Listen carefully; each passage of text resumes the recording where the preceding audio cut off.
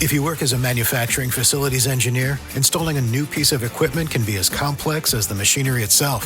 From prep work to alignment and testing, it's your team's job to put it all together. That's why it's good to have Grainger on your side. With industrial-grade products and next-day delivery, Grainger helps ensure you have everything you need close at hand through every step of the installation. Call 1-800-GRAINGER, click Grainger.com, or just stop by. Grainger, for the ones who get it done.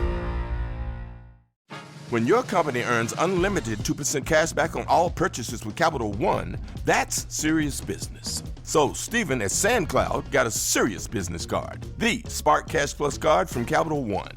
We used our 2% cash back to help build our retail presence. Savvy, Stephen. And we get big purchasing power, so our business can spend more and earn more. The Spark Cash Plus card from Capital One. What's in your wallet? Terms and conditions apply. Find out more at CapitalOne.com/SparkCashPlus. Blog Talk Radio.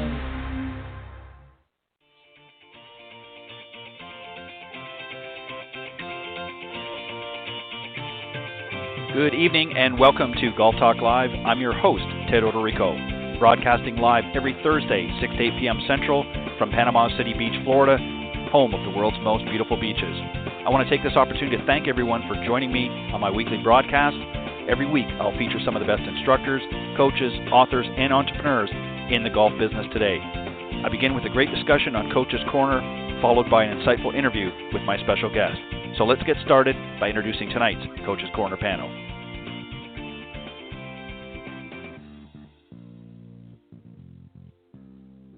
All right, good evening, everybody, and welcome to Golf Talk Live. I'm your host, Ted Odorico, and as always, we've got a great show for you tonight. We're going to actually have a special Coach's Corner tonight. Joining me is going to be my good friend, John Decker, and I'll introduce you to him in just a moment. And then a little bit later on, PGA professional Richard Zokol from Canada, a Canadian professional, is going to be joining me. He is also, in addition to being a tour player, he is the founder and developer of MindTrak Golf, which is a mobile app, all centered around the mental part of the game, and we'll talk to him about that on the second half of the show. So I'm really, really excited to have him on the show a little bit later on. And also let me remind everybody that Golf Talk Live is brought to you by the iGolf Sports Network and Golf Tips Magazine. iGolf Sports is a live stream broadcast and media production company providing top quality programming designed to attract the golfing enthusiast. And of course, Golf Tips, the game's most in-depth instructional magazine, offering insightful reviews on the latest equipment, tips from top PGA and LPGA tee professionals, all designed to help improve your game from tee to green. So subscribe today. Visit golftipsmag.com and start your subscription now. All right, as I mentioned, we're going to be starting off with a special Coach's Corner tonight. This first day of October, we're already moving into fall, and I got to be honest, it's a little cooler here in Florida right now than it has been for a few months, and I can start to feel a little bit of that cool breeze coming. So let me introduce my very special guest panelist tonight, John Decker. He is a PGA instructor and a motivational speaker. He's also a senior editor and a top 25 instructor with Golf Tips Magazine. He was also the 2015 Southern Ohio Teacher of the Year. Prior to that, he was a head instructor at the Grand Cypress Academy of Golf, where he worked under top 100 instructors Fred Griffin and, of course, the late Phil Rogers. And he's also an author. His book is Golf is My Life, Glorifying God Through the Game, which, of course, has a Bible study that goes with it. So you want to check that out, and we'll tell you how a little bit later on. John, welcome to Coach's Corner here on Golf Talk Live. Well, thank you, Ted, for having me. I'm really looking forward to tonight's discussion. All right. Well, we decided to do something a little bit different.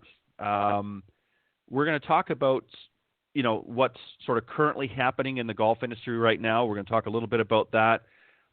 We're also going to talk about, John, how you've utilized some of the technology that's out there, particularly how you've used it in the past and how you've sort of transitioned to some of the more modern technology and what you're doing to benefit your students there. And then we're going to also give the folks out there maybe a few tips on how to actually hire your own golf instructor. If you're wanting to work with an instructor or a coach out there, there's some lessons or tips, if you will, on how to pick the right one for you. And then we're going to talk a little bit about maybe some of the opportunities that the Masters might have later in actually about a little over a month's time, and then we'll talk about some other things as well as we move along. So let's talk about the first thing here, John, and that is, you really can't get away from it. COVID has, been with us now for several months, almost a half a year, according to many of the reports out there, and it's affected our lives in so many ways, and not just here in the United States, but globally. How has the COVID pandemic, in your opinion, some of the ways that it's changed the golf business? Well, Ted, when the pandemic originally hit in the United States, and we're talking, February, March, I was, I'm here in Ohio. I do not do a lot of teaching during January and February. Obviously, I do have a facility where I can do some teaching, but that's just not a typical time when people take a lot of lessons. And so I was teaching, and I was gearing up, as always, for March and April and May in the spring, when kind of when the Masters hits. That's when kind of everything gets really busy up here in the north. And when the pandemic hit, and all of a sudden the facility I work at had to close, and then when it did reopen, we were not allowed to teach lessons because of the close, staying the social distancing and all that. I was really nervous about the golf business. In fact, I had to take a second job, which I've been doing to help offset some of the loss of income that I get during the winter months when I slow down. So I had to ramp that up, which was unexpected, and I was thankful to have something to fall back on.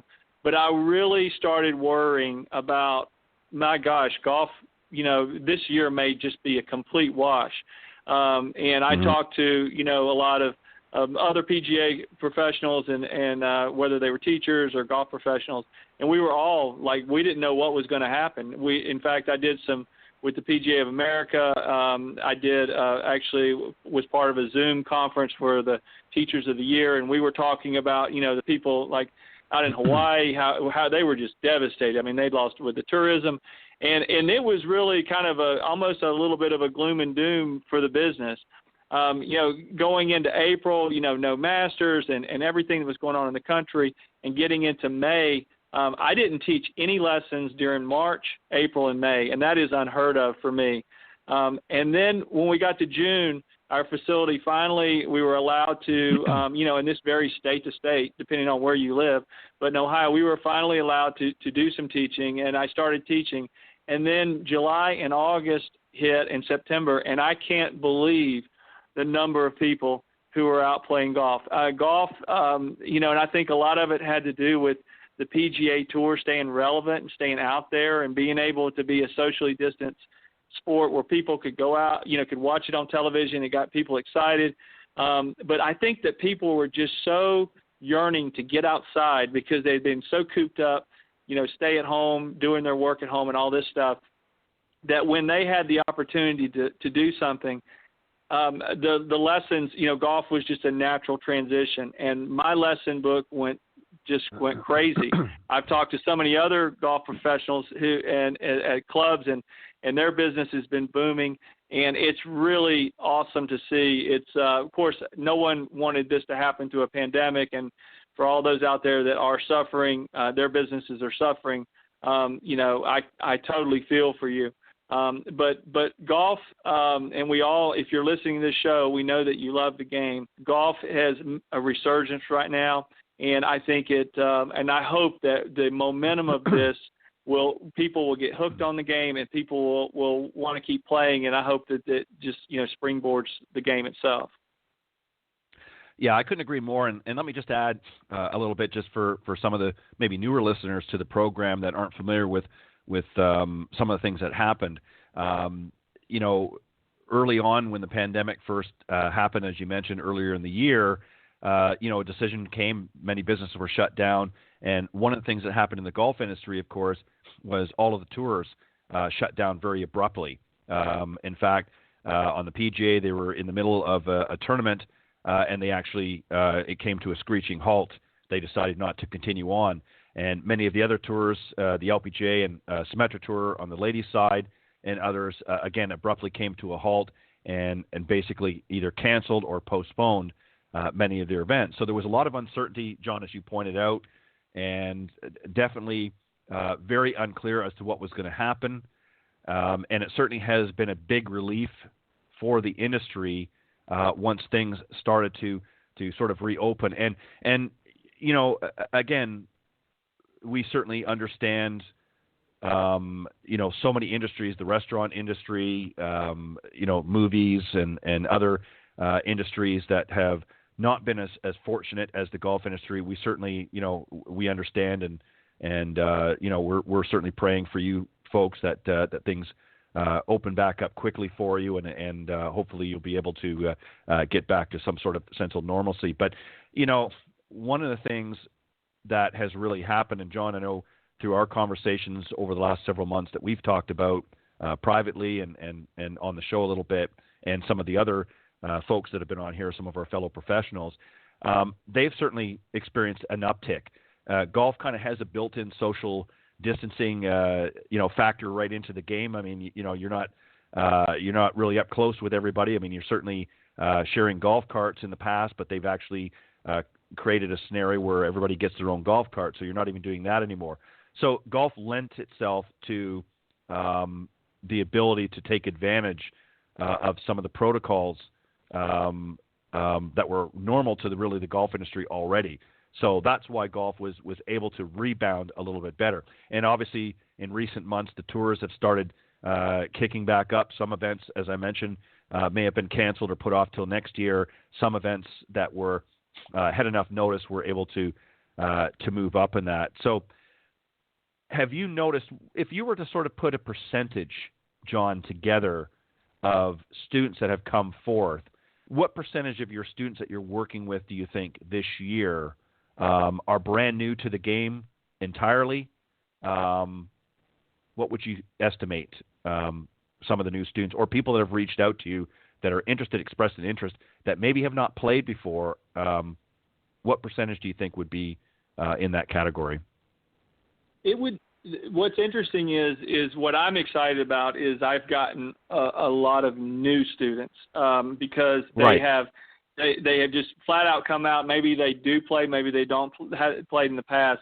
But and the other instructors at the facility I work at, it's a public facility, so we have a lot of people who walk through the doors, and people are signing up for lessons left and right. And I'm getting, if I had to put a percentage on it, I would say a good probably 25%, 25 to 30% of my business this year has come from students that I didn't even know in January, that are all new students, and that is what's so encouraging for me because, and for the other instructors as well, because when you get someone that's new, you know, they're there because they want to learn the game, and we all know that you cannot learn the game in one lesson. It takes many years and many lessons just to get to where you can do it proficiently. So it's really encouraging, and I haven't had. What's strangely enough is all of these new students that I've had, I haven't had really any of them who are completely brand new to the game, but all of them are what I would consider high handicappers or people who you know had kind of given up on the game in the past, and they were like, you know what, I think I'm going to get the clubs back out. So I'm getting a lot of that personally. Yeah, I think it's been good overall. You're exactly right. I think there's certainly a percentage, and I don't know what that is. You know, it varies, I'm sure, from professional to professional. There's some that have had brand new students that have never played before. Others maybe haven't played for many years and just decided, you know what, I want to get back out, and this is an opportunity to take advantage of one of the very few activities that we were able to do. So, you know, it's certainly been a blessing in many ways for the golf industry. And also from many of the other professionals that I've spoken to over the last several months, they've also indicated, I know I talked with Alex Fisher, who works out the JW Marriott Camelback out in Scottsdale, Arizona, talked about how they've seen a dramatic increase in actually rounds being played this year, again, because, in fact, they're you know, as we joke in the industry, their dance card has been pretty full this year, and going to be even more so as we move into some of the fall season as many snowbirds and whatnot flock out to some of the warmer climates. So they've certainly seen many of the golf courses have seen a substantial uptick in rounds being played, in addition to lessons being taken. So all the way around, I think it's done good. And the events certainly have been missing for a lot of the season, and it's been very hard, I know, at times to to kind of get into the swing of things with the golf season as far as watching tournaments go, because it was very unclear for a while what was going to happen. And we're going to talk about the Masters here in a little bit.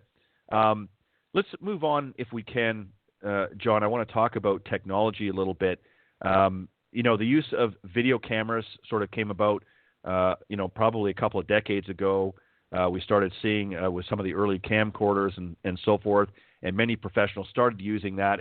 And basically what they were doing is they were videotaping their students' swing and how they played and so forth, and then used that as a teaching tool at some point. And then there's obviously been some other technology that's come along the way. When did you first start introducing some of that video technology into what you're doing, number one, and also your actual use of video from an instructional standpoint? Well, originally, when I first started using video was when I first started at Grand Cypress, and that was in 1992. Now, the first year or so I worked there, I was doing a lot of grunt work. I was picking the range and doing a lot of and I had a few clinics that I would, I got to do some introductory clinics and stuff like that. But then as I got certified and I got into the PGA of America apprentice program and went through that and started actually teaching, we're talking about the mid to early 90s is when I first got involved with that. And I can tell you as a new instructor, it was a nice security blanket to be able to, because when you're looking at the golf swing with the naked eye and you're learning and you're maybe only a year's amount of experience of teaching. So we all have to start at some time. No one is born a great teacher. You have to learn to be a great teacher. And so as I was watching the swing with my eyes, and then as I would watch it with video, it became apparent, wow, it's a lot easier with video because I can stop it and I can really, draw lines and I can do all these things. And we had we had all the latest technology during that time and compared to what's out there now. So we were way ahead of our time as far as technology goes. So I got to learn the blueprint of the golf swing using the swing model technology that we were using, and then using the video technology as well. And so I had a really good blueprint of what the golf swing looked like. But the problem is I relied on it too much when I first got started. And I would go through, and I had the tendency during a lesson to explain every kind of nuance of the golf swing to the student. Now, in my mind, I thought I was doing them a service, but in reality, what I was doing was probably making them just their mind, they were probably overwhelmed.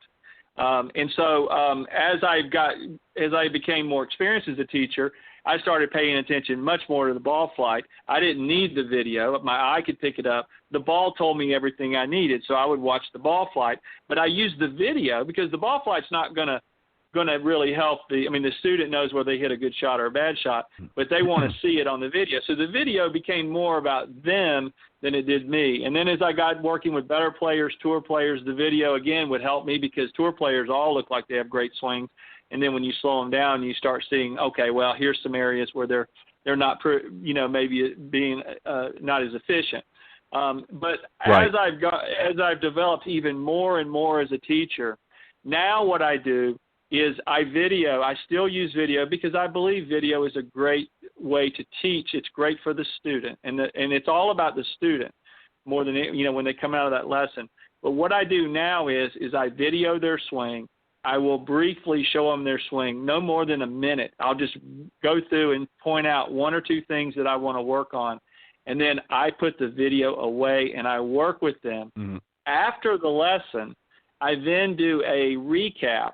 The V1 app, which is what I use, allows me to go in and I can have up to 5 minutes and I can draw lines. I give them a thorough synopsis of what they need to work on, and I can compare them to other players if I want to, like tour players. I can do whatever I want, and then I email them to the students. And I've gotten more positive feedback from emailing the lesson to the student after.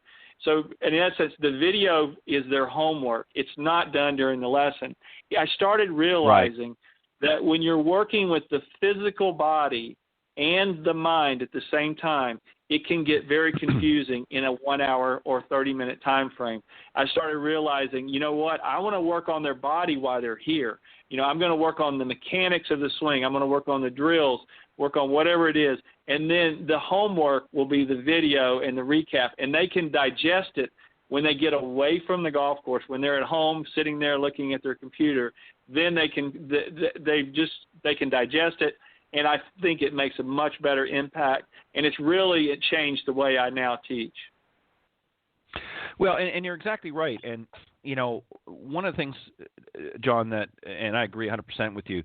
I think that one of the mistakes very early on that many professionals have made is doing just what you did in the beginning, and that is, they got too entrenched in the technology and giving too much information up front, to the point that by the time whether it's a 30-minute lesson or an hour lesson, by the time the student was done, they were so emotionally and physically and mentally exhausted by taking in so much information and doing so much, that by the time they went home, it's like, I don't want to even look at this anymore. And they need a sort of a down or a cooling off period. It's almost like going to the store and you're shopping and you're buying something that you really are excited about, and then you kind of get home and you've had a chance to cool down and assess things. Say, well, do I really need that? Or let me rethink my purchase. So I agree with you. I think that you need to use the video equipment to capture what the student is doing, point out the areas that need to be worked on, and then work on those areas throughout your lesson, and then give them at a later point as you do a more thorough review. When they're relaxed, maybe they're having a cup of coffee or they're having whatever back home, they can review those videos and that information in a more relaxed and comfortable. And also, too, it allows them to look at it at their own pace. One of the problems, and I think you would agree with this, that a lot of students say is, especially if they're working with somebody new, they're not really familiar, they're a little bit gun shy. They don't know sometimes the questions to ask. They can't think of a question or something at the time when they're reviewing it with their instructor, and a lot of times it isn't until after they get home and think, oh gosh, I wish I had asked them this. So this gives them a chance to absorb everything that happened in the day through that lesson. They get your feedback, and now they get a chance to kind of compile their thoughts so that they can either respond back and say, I had some questions here, or I'm not clear on what you meant here, so on and so forth, in a more relaxed environment. And I think overall it makes for a much better and happier student. Wouldn't you agree? I couldn't agree more. And I think that you're exactly right, Ted. And I see so many young teachers that are coming up now who are just enthralled with the launch monitors and all that stuff. And I think that data is great. I think the launch monitors, for example, are great. They're great for fitting clubs. There's nothing better. I mean, it's just, hey, this club gives you this club head speed, and this club gives you this club head speed. So, shaft analysis, it's great. But the problem that I see is they use those numbers just throughout the whole lesson. And the numbers are just a measurement for a point in time more than anything.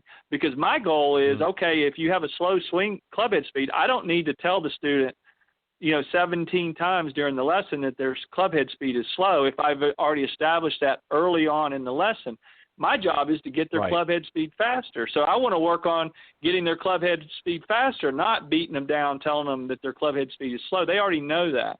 So if they want more distance, obviously they've got to have higher club head speed. We all, would agree with that. So I think that technology is great. I think that it needs to be used in small amounts, and you need to think of technology just like a plumber or a carpenter who has a toolbox. It is a tool that you will use or you may not use. When a plumber comes to your house, he doesn't pull out every single tool that he has. He has one or two, whatever it is that he needs, and you have to assess that, and that's experience. When you work with a student, some people are really going to like technology, and some students are not going to want or are not going to like technology. So it's important that you gather that information and know your student. And the only way you'll really know your student is by asking questions. Yeah, exactly. And I think that leads us into our next point that we want to talk about, and that is really some tips on how to take a lesson, number one, and what to look for in an instructor. So let's talk about, so for some of those new students, there's obviously ways that that the folks can connect, and we can talk about some of those. But what should a student, first off, if somebody's new to the game and they want to get out there and take lessons, what should they be looking for in their instructor? And then let's talk about some tips on actually how they should take a lesson, because it's not just a matter of showing up in the parking lot with your golf clubs and standing out on the practice tee. You have to do your part as well as the instructor and coach. So let's talk about what should we look for when picking an instructor, and then what we can do to help make the lesson more successful as a student. Well, there's a lot of, picking the instructor is a little bit, you may shop around a little bit because I think it's very important that you have a good camaraderie with your instructor from the beginning. And I believe so, because you want to find someone who is going to service the needs that you have. And for the new player, one of the big mistakes that a lot of new players think, and sometimes when they're asking me for a lesson, is they assume that I only work with really good players. And, they feel like, well, the more prestigious teachers at the club or in that area, they're only going to work with the new players. No, I work with beginners every day. Beginners are the lifeblood of being a teacher, and teachers are always, should be encouraging beginners to come take lessons with them, because that's how you develop a solid business in as far as I'm concerned. So I think it's one thing that I would suggest that you do is if you're new to the game, is you ask friends, family members, anyone that that are golfers, who are you taking lessons with? That's a good way to kind of find someone that you feel like is going to fit with you. A lot of women like to take their lessons with female instructors. I don't think there's anything wrong with that, but don't assume that just because if you are a woman, don't just assume that that's the only route you can go, because there's a lot of men. I work with women all the time. I do a lot of women's clinics, and also if you're a male and there's a female instructor, don't assume that female instructor only works with the kids or only works with the ladies groups, right. Because she might be the best instructor in the county. So give Yep. her a shot, and kind of goes both ways as far as that goes. So I think some of that is just who you get along with, whose style kind of fits what you're looking for. And then I think, like this past week, I had a new student, someone I'd never met. He called me up, and I had no problem talking with him. We talked for about 10 or 15 minutes on the phone, and he told me what he was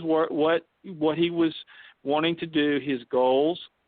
He told me, where he was having problems. He also let me know that he was going to be playing in a tournament in a few weeks and wanted to kind of get ready for that. And I found that very helpful, because I feel like the more information that I have as a teacher, the better better opportunity I have to service the needs of my student. So I think that's very important, that you give your instructor, especially in that first initial lesson, as much information as possible. Now, keep in mind, you might say, well, I'm a new player. I've never played before. What information can I give them? Well, there's a lot of information you can give them. You can tell them about any surgeries that you may have had. You can tell them about experiences that you've had athletically. Did you play football in high school, or basketball or baseball or tennis?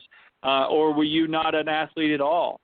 The more information that a student will give me about their past athletic ability, even if they're not a golfer, that helps me in preparing my presentation of how I'm going to present the information to them. Because if someone tells me I played tennis, well, I have a lot of different ways that I can relate golf and tennis.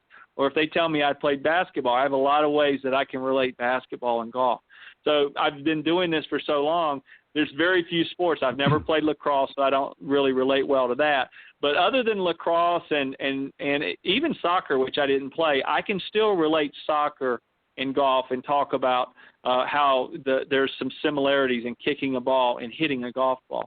So it's important that you give the instructor kind of a background of any physical ailments that you may have, any goals that you might have. Your goal might be, I want to learn how to play golf so I can play with my husband, on the weekends. That's a great goal to have. And I've had women that have told me that. And or I want to be able to play with my kids because my kids are really into it and I want to be able to spend time with them. So that's the type of information that can be done in the first 10 minutes or so of the lesson that really help the instructor. And as far as the lesson itself, one of the first things is you need to show up early. Not if you have a 4 o'clock lesson, you don't show up at 4 o'clock. The reason you show up early is it's ideal to get there and warm up because most of you are coming from work or coming from, taking the kids all around town or whatever it is you're doing. And so you're not really maybe warmed up. Maybe you haven't even, done anything athletic that day. So you need to get your muscles warmed up. And if you're a new player, ask your instructor to give you warm-up instructions, things that you can do to warm up. That's another thing that you can have them do. And then let's say that you're not a beginner and that you're someone who's maybe an avid player, I think it's important that at the end of the lesson, you ask the instructor. It's very important to ask the instructor, what is the root problem of what I need to work on? What is the fundamental root problem of why I sliced the ball or why I hooked the ball? The second thing is you need to ask your instructor for at least one drill. I give every one of my students at least one drill for every lesson. And the drill is homework. That is your homework so that, and I make sure they know how to do the drill before they leave. And then I tell them, you need to work on this drill, and then the next time I see you, then we'll go from there.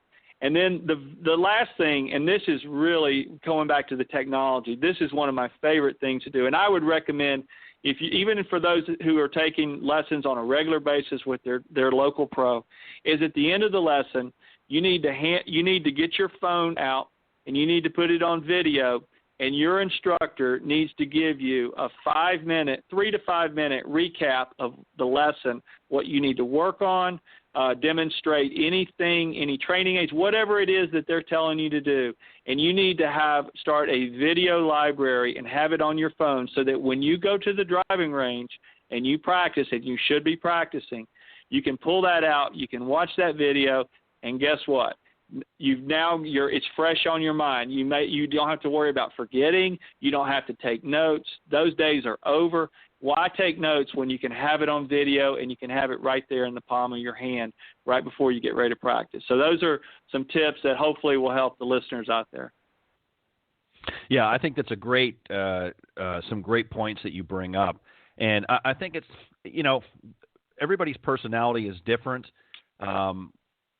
Some instructors are going to work better with some and not so much with the others. And that doesn't mean that they're not good instructors, but we all have because we have different personalities, we have different teaching styles. We have different ways of communicating with people. And some are more, again, technology driven and may require a professional who likes to, speak the numbers, as it were, or likes to get into more, technical speak, if you will. So, this is important. And you want to find out, too, what their abilities are. Are they, have they been teaching very long? And that doesn't mean you shouldn't give some of the newer teachers. I'm not suggesting you don't. But as you pointed out, early in your career, you were still kind of getting your feet wet. And that's okay. Sometimes that can be a good thing, too. If you've got a newer instructor, they're going to obviously understand the core fundamentals and so forth. But as they're learning and developing their skills, you can kind of go along for the ride as well. So it depends on where you're at and your abilities. And sometimes for a newer student, that might even be, in some cases, a better route to go because it's less intimidating. If you're dealing with, somebody that's been in the business 25, 30 years all the time and you're brand new to the game, sometimes that can be a little bit daunting and overwhelming for some new students. So there's a lot of options out there for you to choose from, and I agree 100% in your analogy. Just because you're a female or male doesn't mean you have to pick the same-sex instructor. Cindy Miller comes to mind. She's a great instructor who obviously happens to be a woman, and she teaches not only juniors and women, but she also teaches a lot of men and very talented men as well.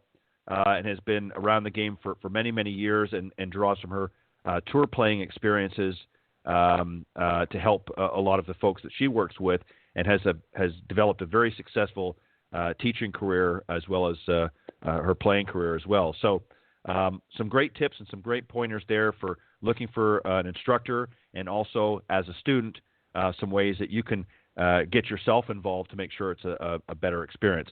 So let's talk about, we mentioned earlier on in the broadcast when we were talking about tournaments, and we brushed up against the Masters. And as you pointed out, and as most people that follow golf, the Masters typically is in early spring. In April is when we think of the Masters. And this year, it fortunately has not been canceled, but it is going to be a little bit different. It's going to be now in the first week of November, which is going to be very odd for a lot of people to hear that the Masters is coming in November as opposed to its typical weekend or week rather in April. What do you think this is going to mean for the golf industry? What opportunities, or what do you think it's going to do for the golf industry having the Masters later in the season? Well, Ted, I am so excited about this. I actually did a little research today on it, and I am so excited about this moment for golf. And here's the reason why. Because I think a lot of this has to do kind of with the excitement every year with the Ryder Cup. I'm number one is I want to see how I'm talking about the rating side here for a second. I am excited to see how the Masters, if a Tiger Woods or a Phil Mickelson is in contention on Sunday, the ratings versus the NFL on Sunday. I am going to be so excited to actually see that, because I've always thought that the Masters is the probably one of the top premier events in all of sports, and the NFL is obviously very popular. And to have the Masters Sunday going on the same time the NFL is really going to be intriguing. I think it's going to. I really feel like if you have a leaderboard, and then the Masters always tends to have those types of leaderboards, I think that it's going to hold up very well. As far as the tournament itself goes, a couple of things that the listeners out there need to understand. Number one is you're not going to see any azaleas.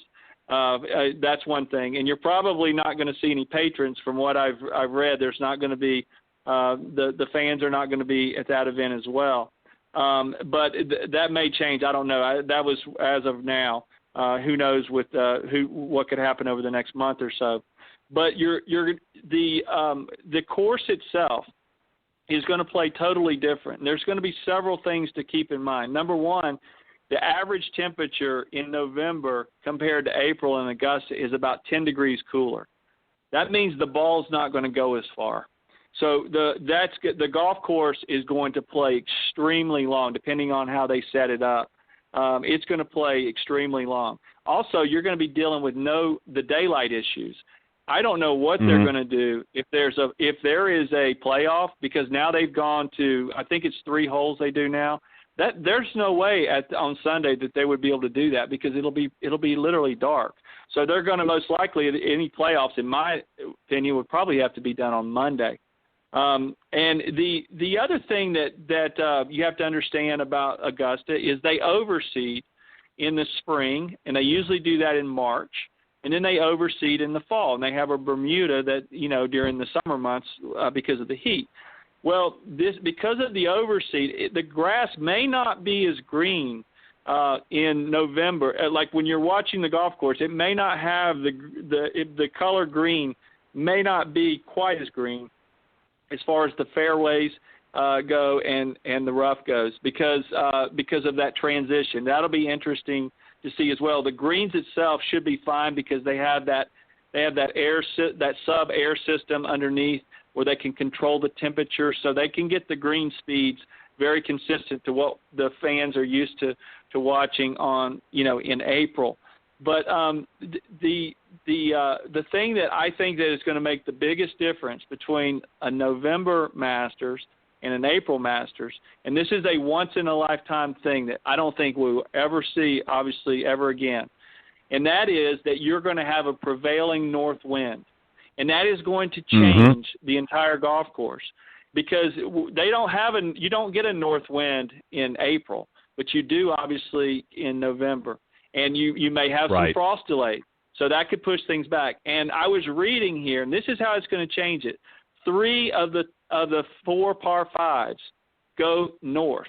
That means they're going into the wind. They are going to be playing longer if there's a north wind, especially in the morning. But Amen Corner, holes 10, 11, and 12 are going to be downwind. So they're going to play shorter.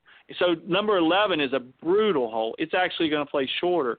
Number 12, that hole is, it doesn't matter if it's 100 yards or 150 yards, is going to play difficult because of where they put the pin, that par 3. And number 10 is a difficult hole. But people think that number 10 playing downwind is going to make it easier. It's actually going to make it harder.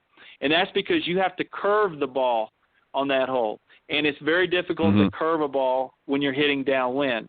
So it's going to be really interesting to see how the golf course changes and how and with these subtleties. Now, no one can predict the weather. Who knows? It might be warmer than normal this November. But if things hold and kind of goes with the way it is every November, the golf course is going to play longer.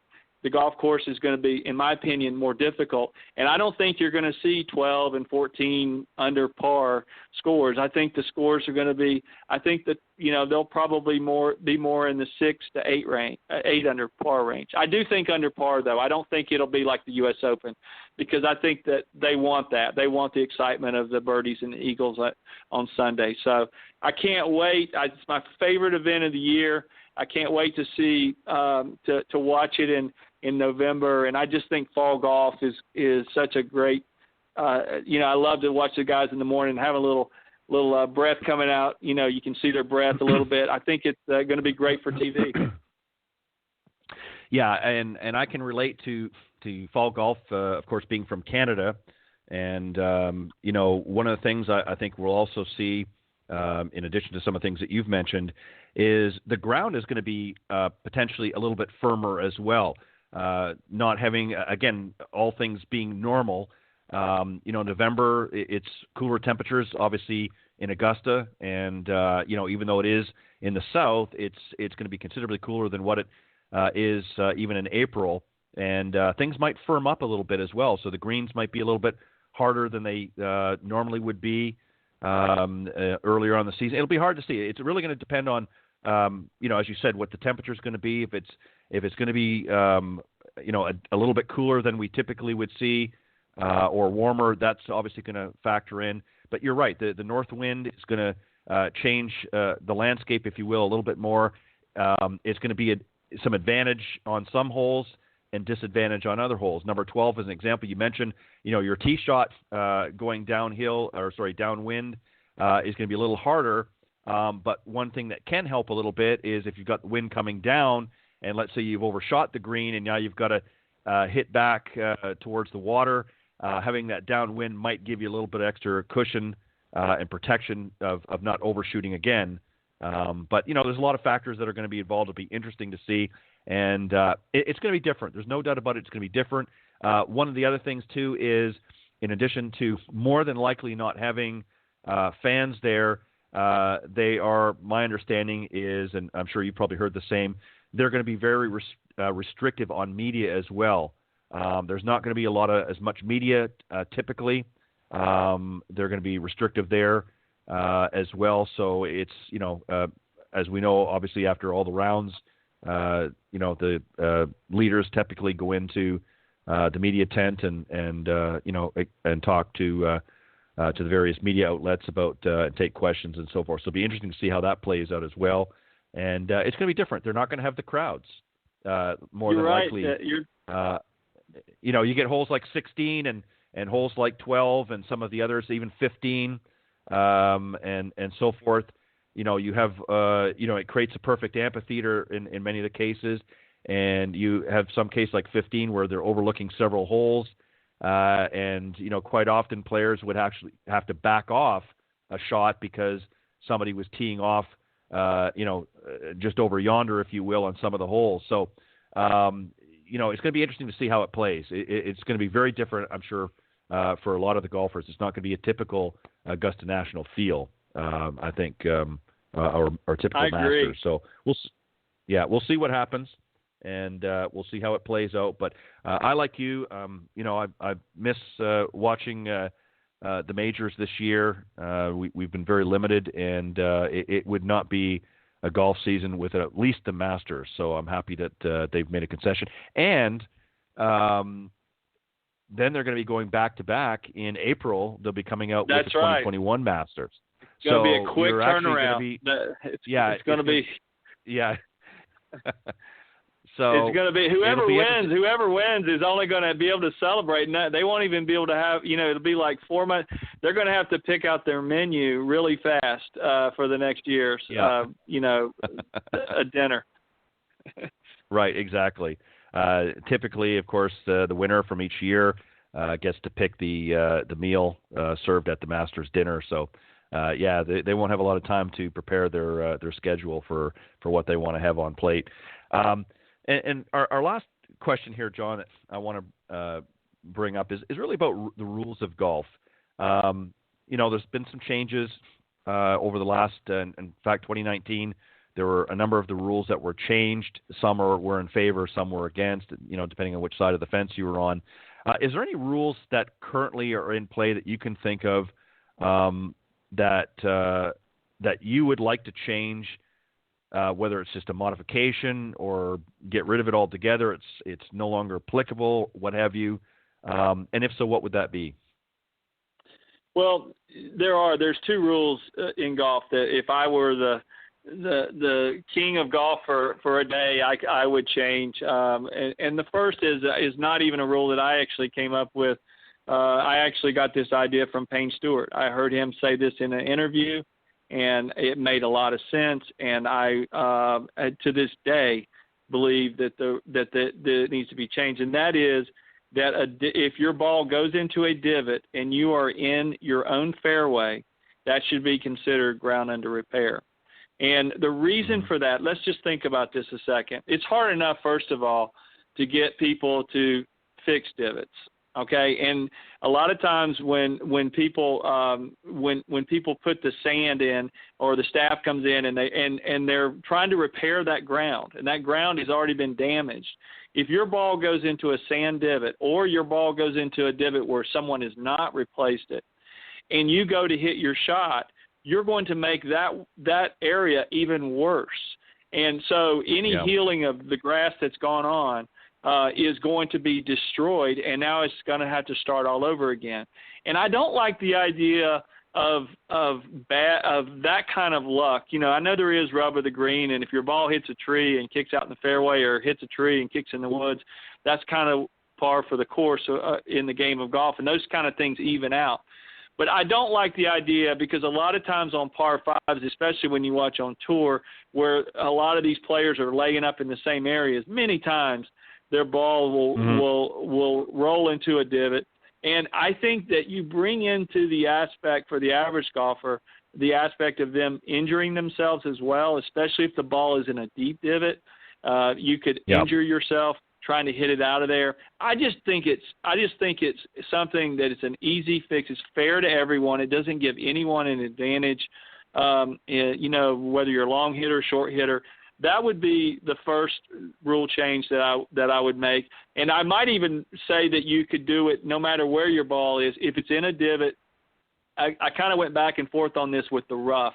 I feel like if you're in the rough, you should be penalized, and you shouldn't get a chance to take a drop. But I think in the fairway is definitely, that would be one. And the second is the lost ball rule. And that is, this U.S. Open was the perfect example of what happened to Harris English. Harris English tees off on the final round. He's a couple of shots off the lead. I can't remember exactly. He's right there, hits his first tee shot, hits it down the left-hand side, hits a tree. Ball goes into the rough. They can't find the ball. Think about this. If it was a normal tour event, or with the crowds being there, that would never have happened. Well, the tour players have an advantage. You very rarely ever see lost balls in tour events. because there's so many people out there that someone sees the ball, right. and they all kind of hover around it, and they know where it is. Well, you and I, when we go out and play a round of golf, we don't have that advantage. There's no one out there really watching us play. And so when I can't tell you how many times I've hit a ball in the rough and can't find it. Now they've changed the rule to where you only have 3 minutes to find your ball versus 5 minutes. My rule change would be is if you hit a ball and it's not in a hazard, it's not out of bounds, it's not in a hazard, and you hit a ball in an area where it can be agreed upon that my ball was in the rough or in the trees or whatever, and you can't find it. I don't like the idea of hitting provisionals. Provisionals take time. You have to go get the other provisional ball. It takes a lot of time. Harris English had to get in a golf cart and drive back to the tee, and basically it delayed the other tee times because they couldn't find his golf ball. And so I had that exact situation happen to me in our section championship. Hit the ball down the right side, hit it in the rough. We never found it. My ball was 2 yards off the fairway. Never found the ball. Had to drive back. Had to play on in, and the group behind me found it. And my ball had embedded in the rough. And I said, "Where was it?" He said, "It was about 2 yards off the fairway." I said, "We looked there. We just couldn't find it." And he found my ball. So I think we all have been through that. It's making that walk of shame back to the tee it bogs up the entire golf course. It's a rule that needs to be changed. We're trying to speed up golf. We're trying to make golf fun. It's difficult enough, and I think that would be the second change that I would make.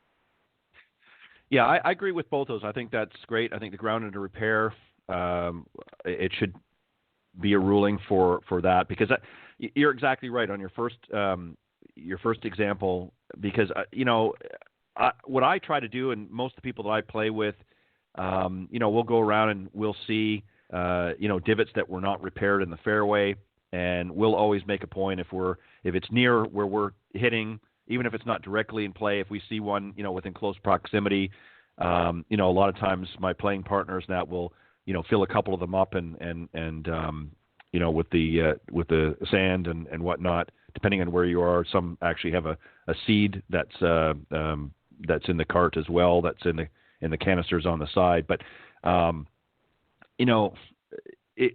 me, for the average player, injury is certainly on the forefront. That can happen very easily for some of our amateur players, especially some of our senior players, and that getting into a deep divot. But also, again, you got to think of the greenskeeper. You get a situation where people are not replacing it. Somebody's ball goes in there, and now somebody takes another swipe, and even if they have repaired it, you've now unrepaired it and created a whole new scenario that the greenskeeper has to go out there and his crew has to go out and take care of these problem areas again. And a lot of times you end up getting dead spots because it's getting so much traffic. So I would agree with that. And then also, with a lost ball, as I was pointing out earlier, being in Canada and certainly up in the Northeast where you get a lot of fall weather and leaves dropping. I mean, I've been in situations personally where I've hit it dead center in the fairway. I know I'm in the fairway, and they do try to keep them clean. In the mornings they'll come in a lot of courses with the big fans, and they'll blow the leaves off the fairways and so forth and clean them up. But you get a windy day, they're always blowing across, and I've actually hit balls in the middle of the fairway and not been able to find it, just because some leaves bleed. And people think, well, it's crazy, but no, you get, especially up in the Northeast and that, you get some of these leaves blowing across, and your ball gets there and the leaf blows over, especially some of those big maple leaves. You'd be surprised. I've known many people. You're exactly right. And you're limited on how long you can take to look for it. And then, like you said, you've now got to hit a provisional or other options. But it just slows things up. And I agree. I think that they need to make some changes. And I think if they don't want to do it on the professional level, I understand. But certainly at the amateur level or the recreational golfer, I think those are some good examples that would certainly help the overall game and certainly make life a little bit easier for some of the golf courses as well. So I agree. And Ted, they did that. They did it with the out of bounds. With out of bounds now, if you hit the ball out of bounds, you can actually go up to where the ball crossed the out of bounds line, and you can actually drop it. You can go out in the fairway actually, and then drop it at that same no closer to the hole. And take a drop, and then in that way you don't have to go back to the tee. And I think that when you lose a ball, and every time I go out and play in a recreational round of golf, someone is losing a ball when it shouldn't be lost. It's just you don't have it's a very difficult sometimes to find golf balls, especially in the rough if the rough is high. And so I just think that if I hit a ball in the rough, okay, I've hit one shot. I'll take a one-shot penalty because I lost my ball, but I'm going to drop it where we think the ball was, and then we just go on from there. And I think that would speed up the game, and I think people do it anyway.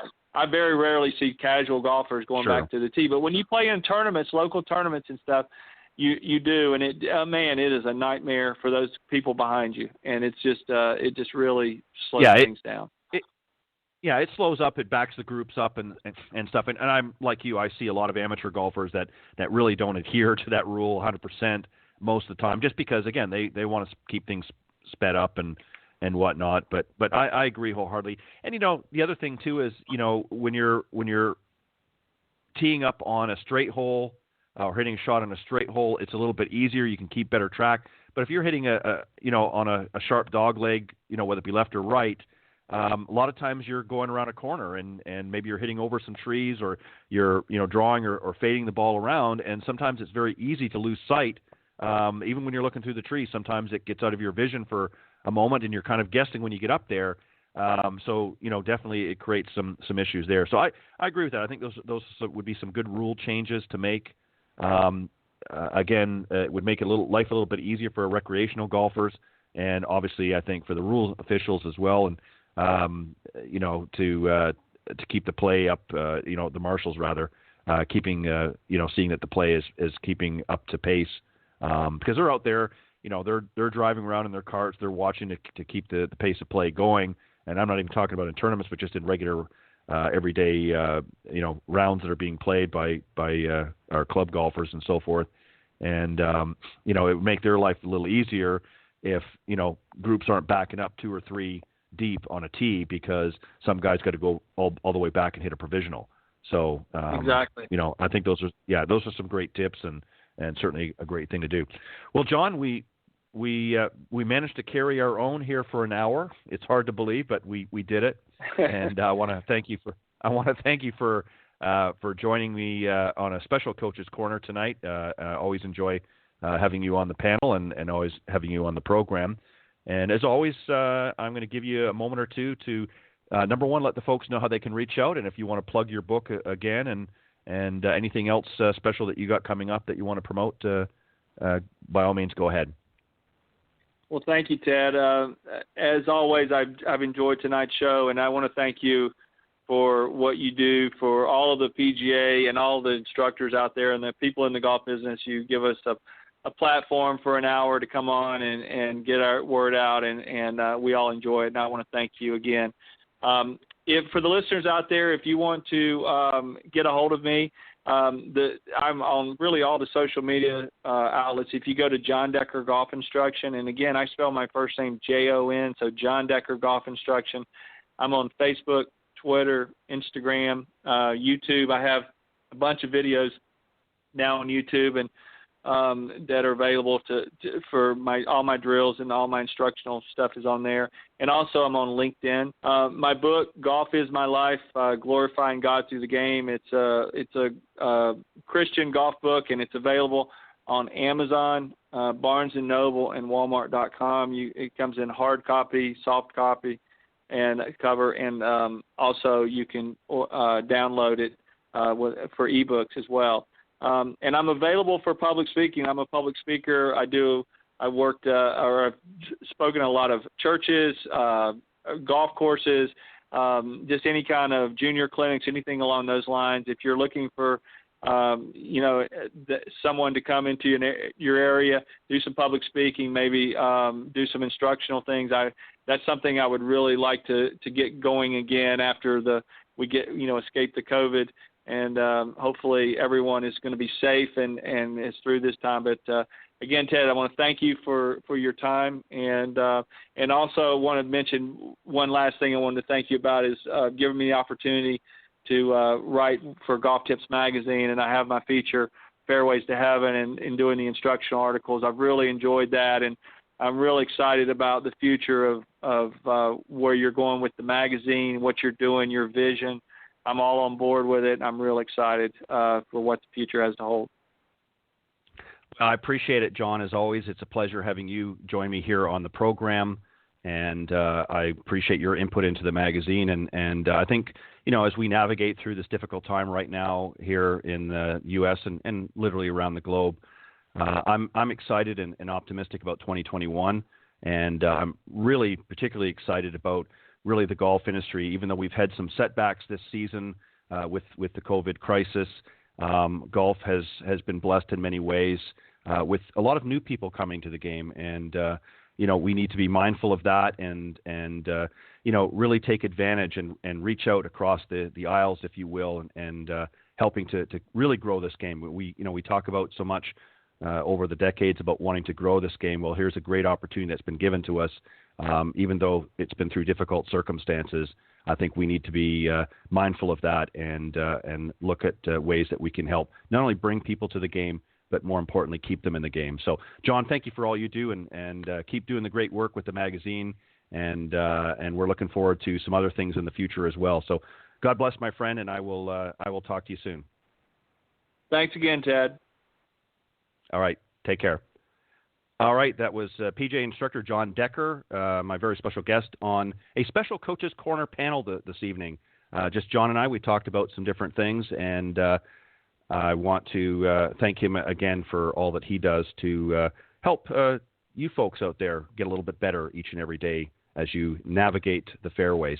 All right, I'm excited to bring on my very special guest this evening, Richard or Dick Zokol. We have a couple of things in common. We obviously have a love of the game, but we're also both Canadians.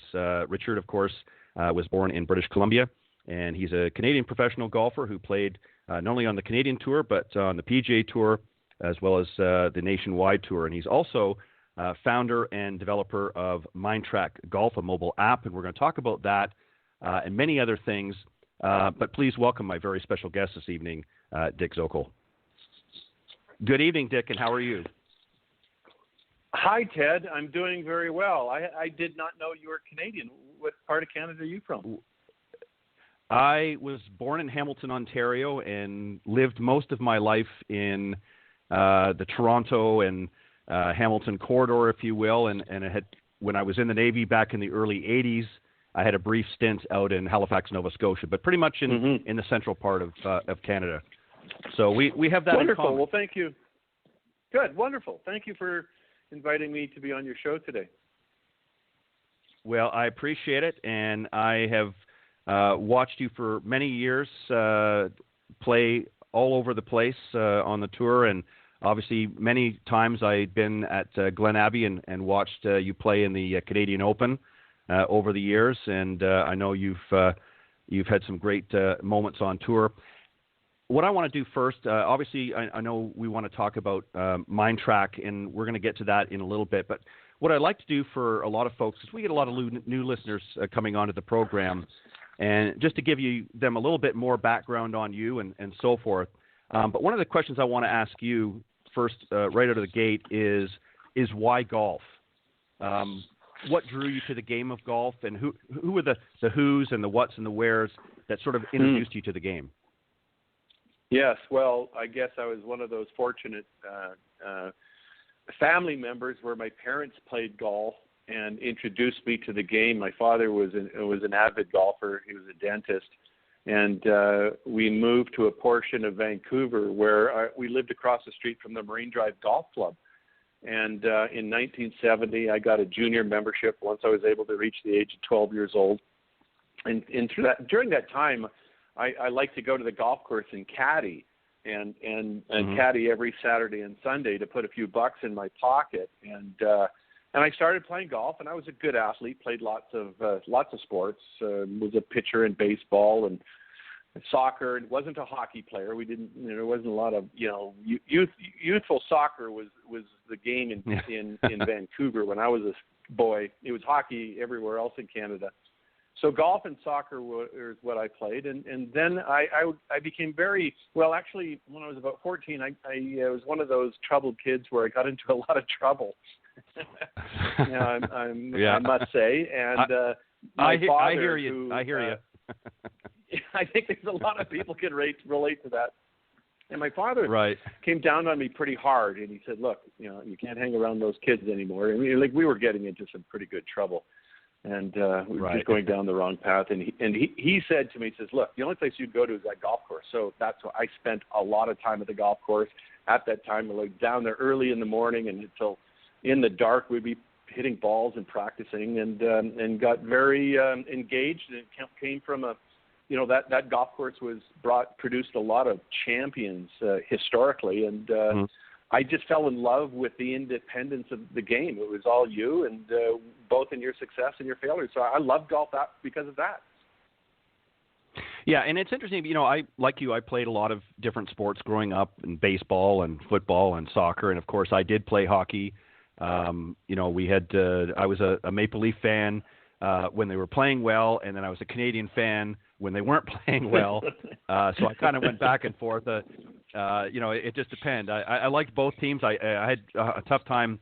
It actually depended on who I got tickets for. If I got tickets to Maple Leaf Gardens when they still had the Gardens up and running, I would go to the Leaf games, and when I would visit Quebec, of course, I would try to get in to see the Canadians. But I loved hockey growing up, and it was a great sport. But golf was my number one sport, and I just loved playing it more so than anything else. So you transitioned into learning the game. You got to understand it as a junior. What was your earliest recognition, if you will, or recollection of when you started to see that you had talent, that you could play at a higher level? When was that turning point? It was in high school. I made the golf team when I was in grade 8, and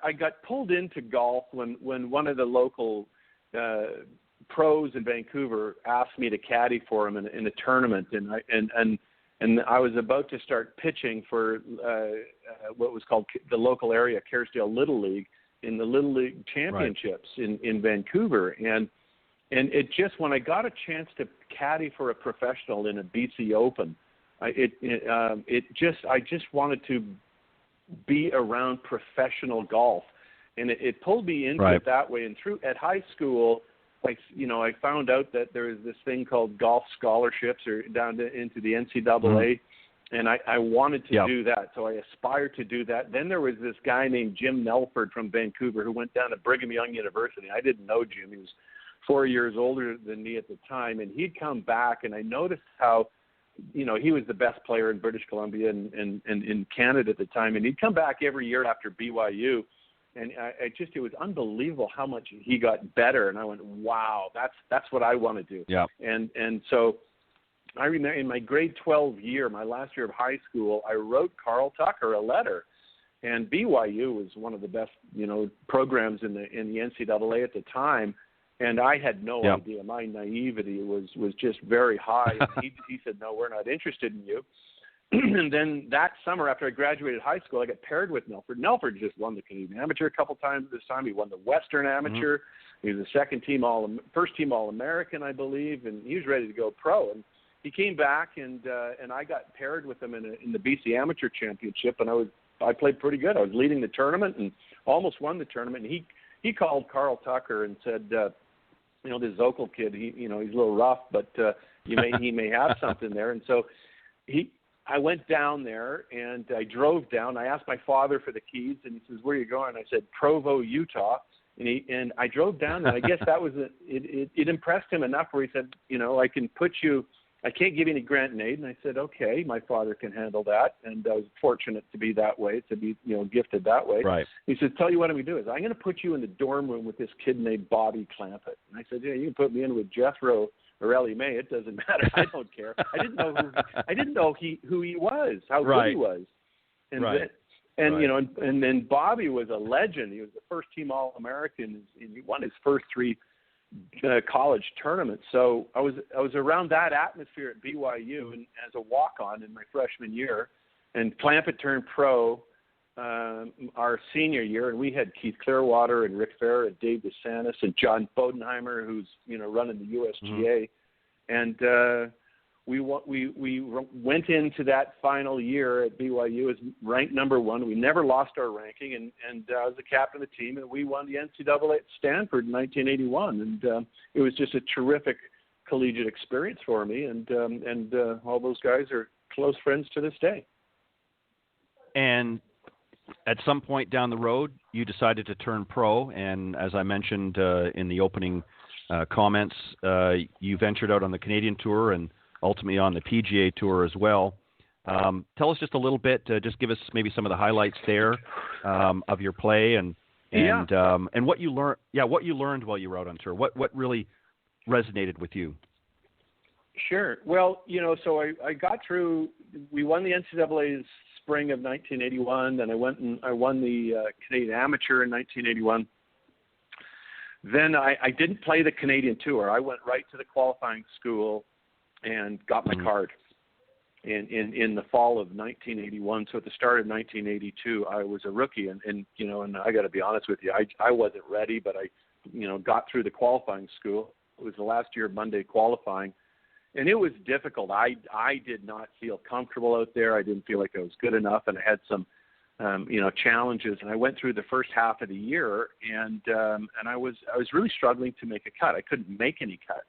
And my anxiety, even though I was learning, you get thrown in that environment of the PGA Tour, and just to survive, you learn quickly. And then it was halfway through the year, 1982, my rookie year, when I decided that I knew I was playing well. I was getting ahead of myself and getting way too anxious. And I knew if I could just calm down, I could play a lot better than I was.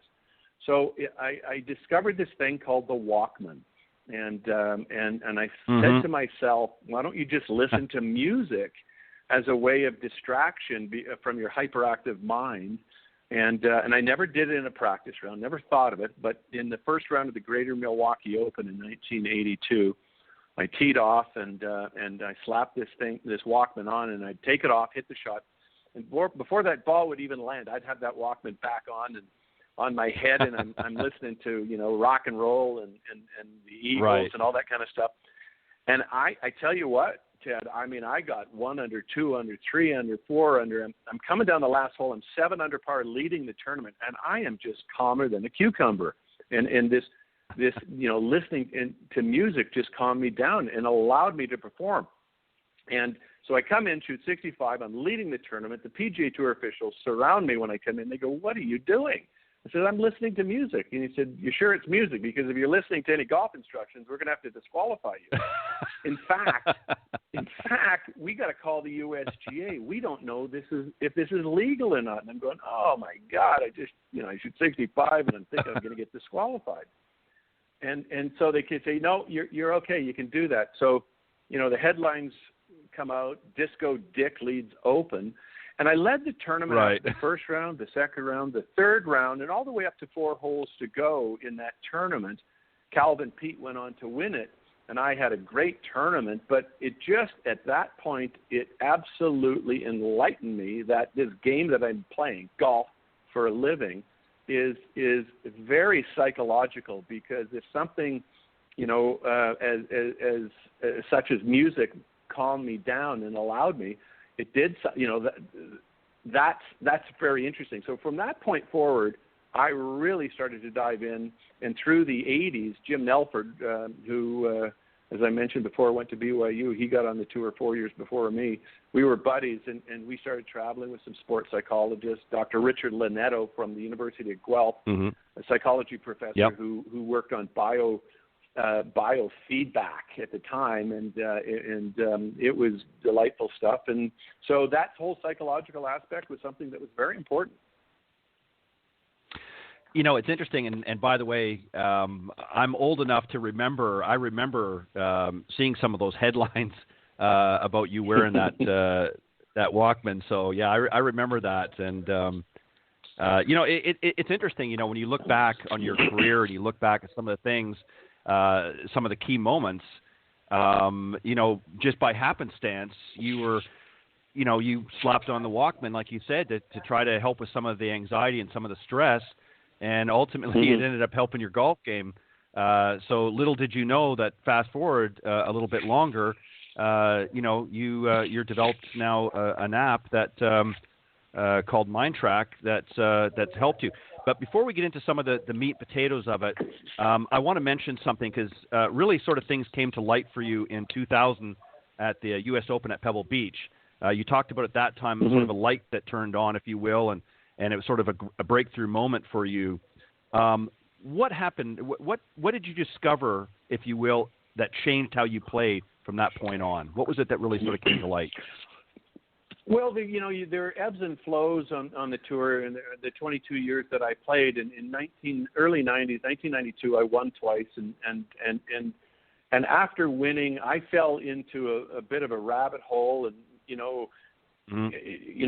once I won on or a couple times on the PGA Tour, that I started to defend that. I wanted to, I was very proud of the fact that I'd won on the PGA Tour, and it got into my head a little bit, and I went downhill from there, trying to protect my position. I guess it was my ego. And then in the latter part of the 90s, I was, diving into when Bob Rotella came out with his book, which was just such a enlightening moment for a lot of golfers, I being one of those, when you discovered discovered the concept of the past, the present, the future. And I went, oh my God, that's just fantastic. That's what I do. I constantly get ahead of myself. I'm thinking of the score or the result before I do the shot, and it causes anxiety and it disrupts me.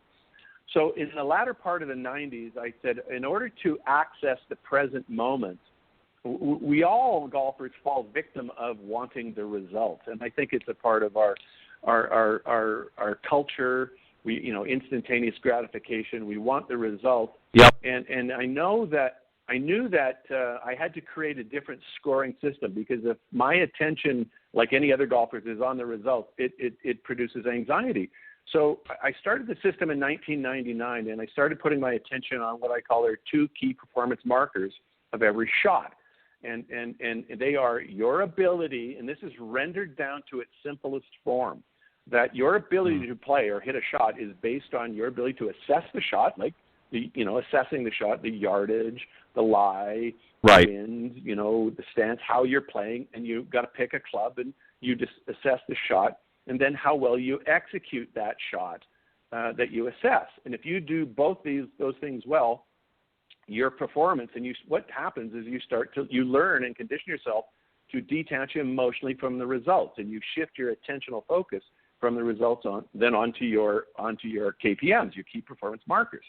So I started doing this in 1990, and I started to get really good at it, and it was helping me alleviate a lot of anxiety. So so in 2000, even though I wasn't back on the tour, I was trying to get back on the tour.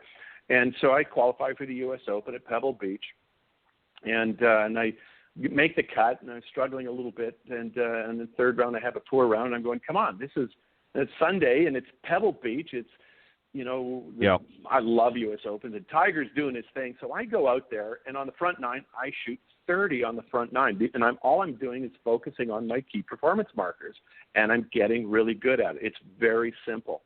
And my caddy says to me, and I don't know where I'm at, I'm so into this, I'm detached from the results, the score.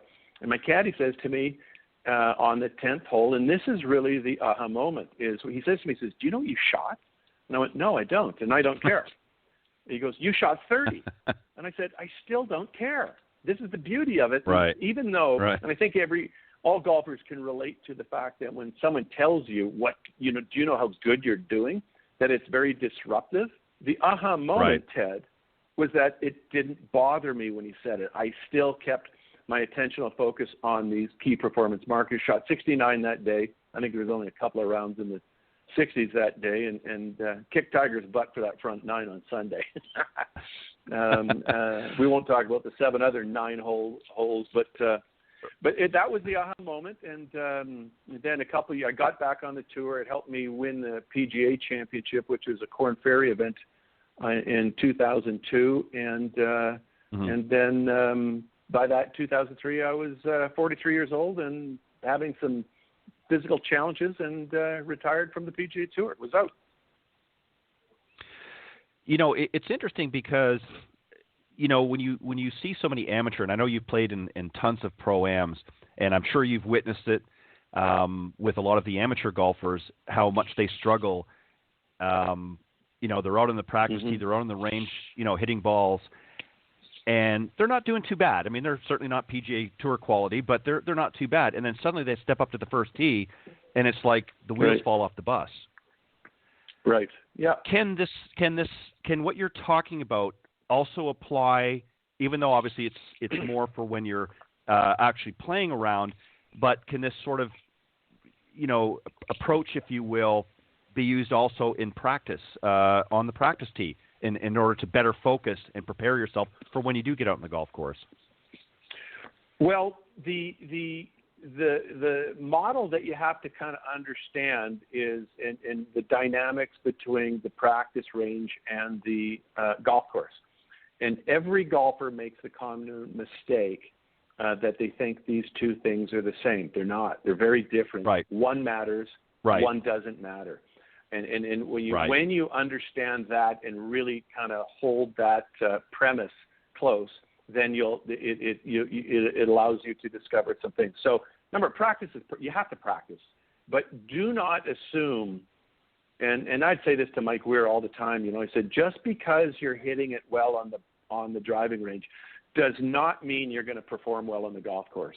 In fact, you'll hear right. lots of stories from PGA Tour players that light it up and they go, God, I was just hitting it awful on the range in warming up, and I didn't think I was going to. And what basically happens, perhaps, is when you're hitting it well on the range, your expectations goes way up, and now that adds to the difficulty and anxiety once you get to the golf course. Because keep in mind, if you hit it well on the driving range, it doesn't matter, and that's a very important concept to grab a hold. What I prefer people do with MindTrak is when you collect this data on the golf course, because that's when it matters, and that's where you want to look at hitting a golf ball. It's kind of like you're playing around with your buddies.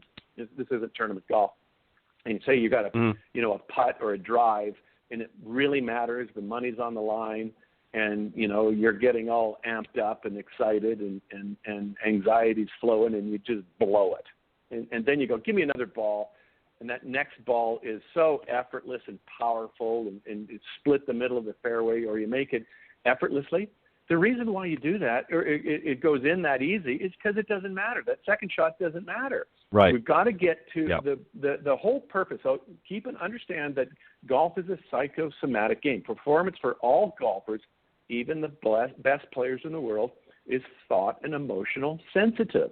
It's very fragile. Yep. And it's broadly misunderstood and universally misused. So you have to have a very specific protocol on the golf course, and that's where these KPMs come in. And we introduce this concept of putting all your attention on assessing and executing. Now, keep in mind, those people that are so down the rabbit hole, these very logical, dominant people who are result-oriented, they've conditioned themselves to go down there for a long time. It's going to take harder for them to get out of it, and the harder discipline. But this thought discipline you have to have. It's like physical fitness discipline. If you want to if you're out of shape and you want to get in shape, you have to do the physical protocol, and it's hard work. And if you want to get mentally in shape, you've got to do the mental protocol. And if you don't have a mental protocol, then you're just going to wander around aimlessly. Yeah, no, you're exactly right. Before we get into more about MindTrak, I want to share just a very quick, funny little story about going back to the Canadian Open. Several years back, when they were still playing it at Glen Abbey, and I'm sure you would probably remember the shape of the range, the practice range there. There used to be, and I don't know if it was every year, but this one particular year, there was a small trailer that they had set up at the back end of the range, away from where the crowds were. And I remember John Daly had come up, and of course how long he was. And after about 10 minutes of him ricocheting his golf balls off of that trailer, they finally had to come out and tell him to basically cut it out. And he was doing it on purpose. He first couple he ricocheted off, and he just kept doing it. And of course, it was getting the fans. And I just remember laughing, because I was at the practice range at the time, and I mean that had to be 300 plus yards easily, and he was ricocheting it off the top. Just something I wanted to share, just to show you how long some of these guys are. So let me ask you about the app itself. Explain a little bit about the app, and then I want to get into some specific things. So what's in the app? What tools are in the app, let's say from a coach's standpoint or a teacher professional? How can they utilize this app for their students? Well, this is the coaching aspect for this tool is fantastic. We're going to be introducing a certification program. So the coaching program it's perfect for coaches because when they get their student to use this the app and you enter your data, your club, and your subjective evaluation of your assessment and your execution. And there's 3 measurements: excellent, satisfactory, and unsatisfactory. And there's emojis that you hit when you do this. And then after every round, you get 3 reports. There's 3 reports generated when the user finishes 18-hole round. You get a shot lost and a shot gained report. It's called the scorecard. You get a KPM trend graph. So your KPMs of the round you played today will be measured against all your key KPMs of the last month once you've established a baseline standard. So there will be a percentage increase or a percentage decrease of how well you did your KPMs. It's a trend graph. And then on the third report's the round summary, where it categorizes full shots, short, the short game, which is pitching, chipping, and bunker shots, and then putting, the 2 categories of putting: first putt, which is typically a lag putt, or not necessarily, but then your second putt. And then you categorize these, or the report shows where your shots lost and shots gained are relative to each category. So your coach gets these automatically, these 3 reports emailed to him or her after every round. And you set up this invitation inside the app. So let's say, Ted, you're having a golf lesson tomorrow with your pro, and your pro is you plan on working on getting more club head speed because you want to hit as far as Bryson DeChambeau.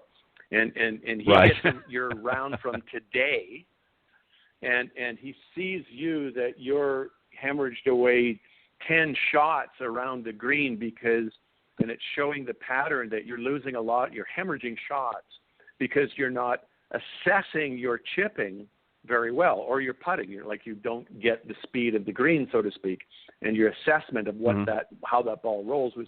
So they're going to take a look at where your deficiencies are, your shot lost events mainly, because you've hemorrhaged away so many.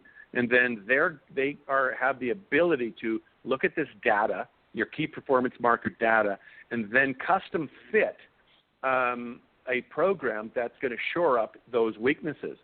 So it allows the golf coach to teach their method of swing technique, but it also allows them to augment their teaching curriculum, their program, and provide a psychological aspect and a deeper looking through the MindTrak window to find out where you are lacking in performance on the golf course. One thing we don't want to do, we want to get the data from your key performance marker data on the golf course. Anyone can hit it good on the range, but taking it to the golf course is different. And we want to isolate out key performance data on the golf course. Now, one other thing that the app does is when you start your round, and this is really important, is you got to decide, is this round a casual round? Is this round a serious round, like say you're playing for some money? Or is this a tournament round? Because the difference of types of round, and also we have an aspect of the where you're playing a simulated round. We don't want to mix simulated rounds with real rounds and cross-reference that data. It's just simulated rounds just are not real. And I can assure you, and you know exactly what I'm talking about, is that when you're in a casual round, the psychological perception of the player is really easy. Now the psychological perception of a serious round changes. And then when you get to the club championship, it really changes and people start to freak out, let alone playing in a state amateur or a state open or a PGA Tour event or qualifying school or U.S. Open. So those are the things you want to do because you want to learn to really improve your performance at each level of these types of rounds of golf. You raised some really interesting points. One of the key points I want to emphasize again, because this is particularly good for our listeners, not just the casual players, but I get a lot of fellow teach professionals that tune into the broadcast as well. And I like the fact that they're able to extrapolate the information through this app from their students to be able to put together some customized lesson programs or lesson plans for their student. And that's valuable for the coach to get that data essentially in almost real time, right?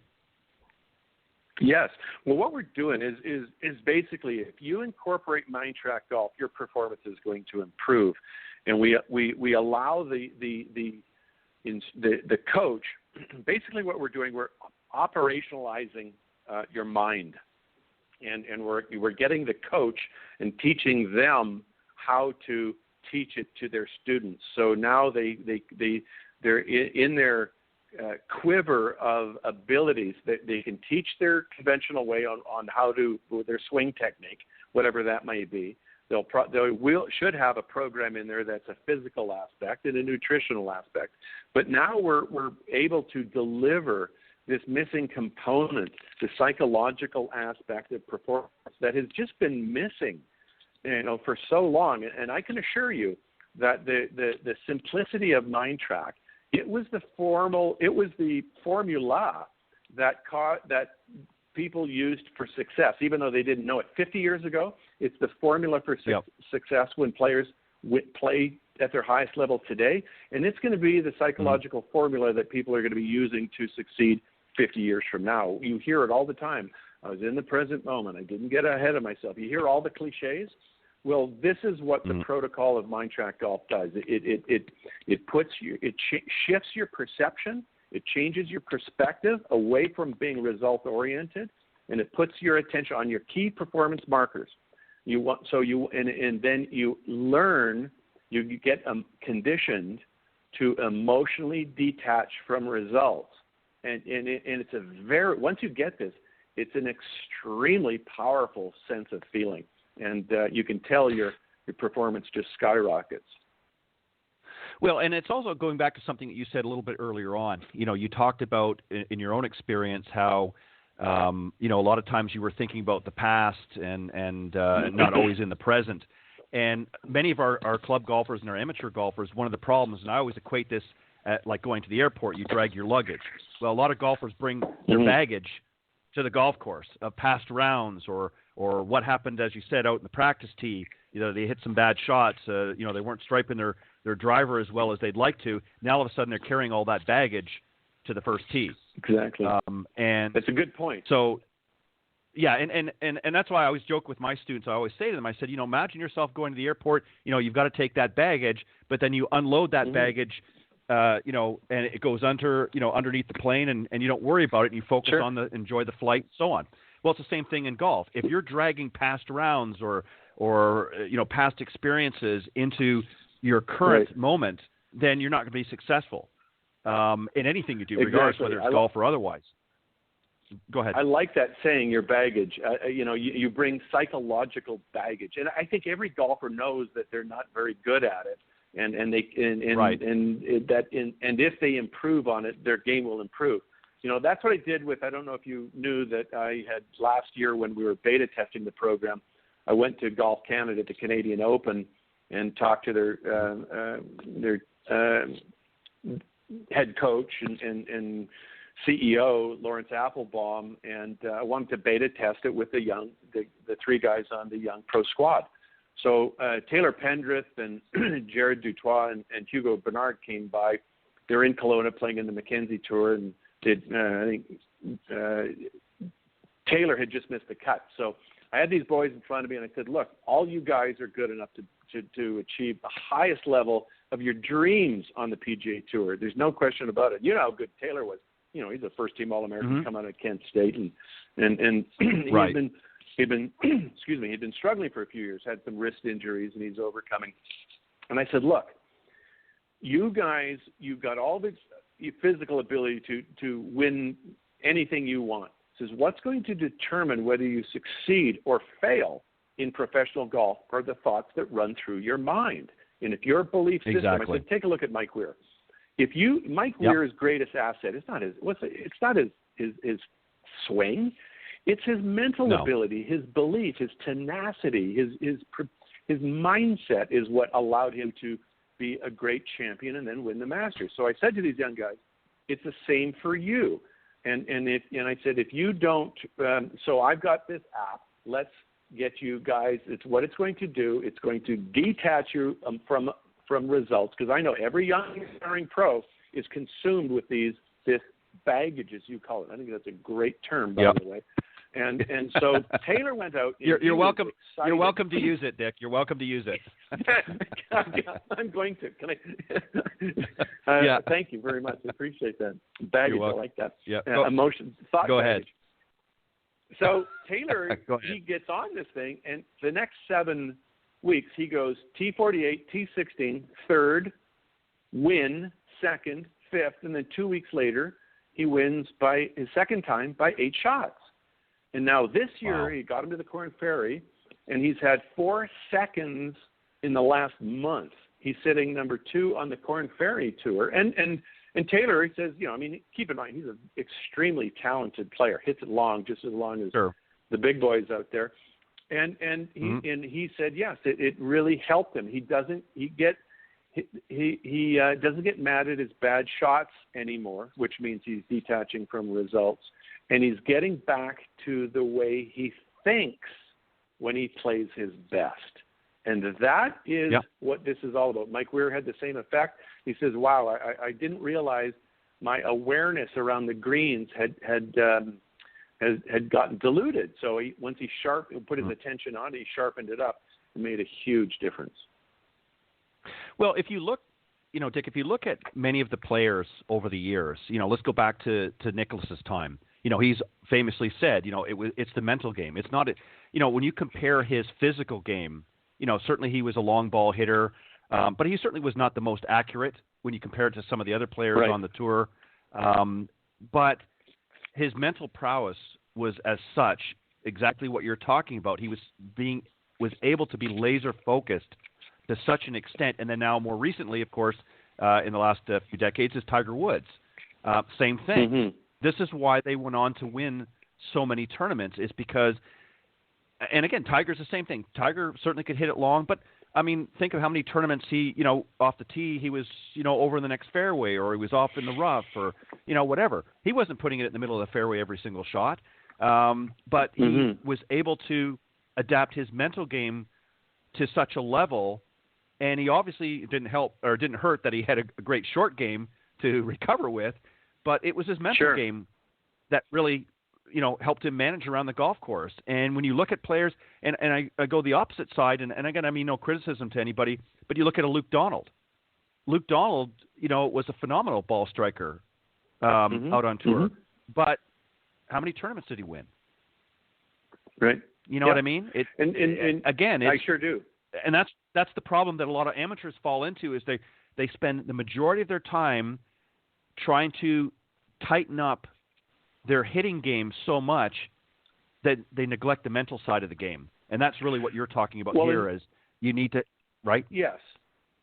Yes, and what you need to, I'm working with talking to the PGA of America, Mike O'Donnell, another Canadian fellow who's senior director of player development for the PGA of America, and who believes this as well. If the fundamentals of teaching thought, there's this big gap, as I said before, and if you don't have the proper thought fundamentals, then golfers wander aimlessly all around in their minds, and they develop this baggage. Did I ever tell you about this baggage that happens, Ted? That you talked about. And they go down the rabbit hole, and it gets worse and worse and worse, and then it goes and turns into this affliction called the yips. It's where it starts when you're result oriented, and guys and gals and golfers get down this rabbit hole, and now it's really hard for them to get out. So in getting back to Tiger, he not only had the best mindset, he brought a howitzer to a knife fight compared to everyone else physically. But Jack, who Jack had a better game than anyone else, but it was no different than Tom Weiskopf and so forth. But his mind was better than Weiskopf's, and getting comfortable. So the whole aspect, and this is where we believe we're going into uncontested market space in the industry, is no one, and sure, there's a lot of sports psychologists that are saying, you got to get into the present moment. Everyone knows that, learn to meditate, do this, but they don't offer a system, a method, a mechanism, an antidote to mental fitness. And this is what we're doing. This mental fitness in its simplest form, I believe this is what Jordan Spieth is struggling with. His expectations are up there, his anxiety is going up, and it's unsettling, and he can't settle down. And the only way to settle down is to access the present moment. And what our app does is when you do this protocol, without you even knowing it, it puts you into the present moment. Keep in mind, you have to detach emotionally, because if your thoughts are constantly on the result, I got to make this shot, or I got to make this putt, and you continually do it, it's going to take your emotions down. They're going to be so conditioned that, anytime you get in those situations, you're going to come unglued, you're going to fail, and you're going to compound the problem. And then you will head down the road to the yips, I can assure you. And you've got to learn, because the real empowering thing is learning to detach from it. Yeah, and I mean, and again, I mean, no disrespect to any players I mentioned, but look at Ian Baker Finch as a good example of that. He had a phenomenal career, was a great player, but all of a sudden it just, again, the wheels sort of fell off the bus.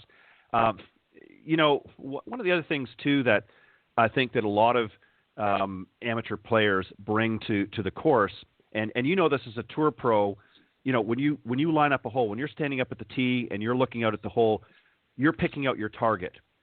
What many amateurs fall into the trap is they see the bunker, the fairway bunker over here, there's a water hazard over here, there's this over here. Mm-hmm. They're looking at all the negatives.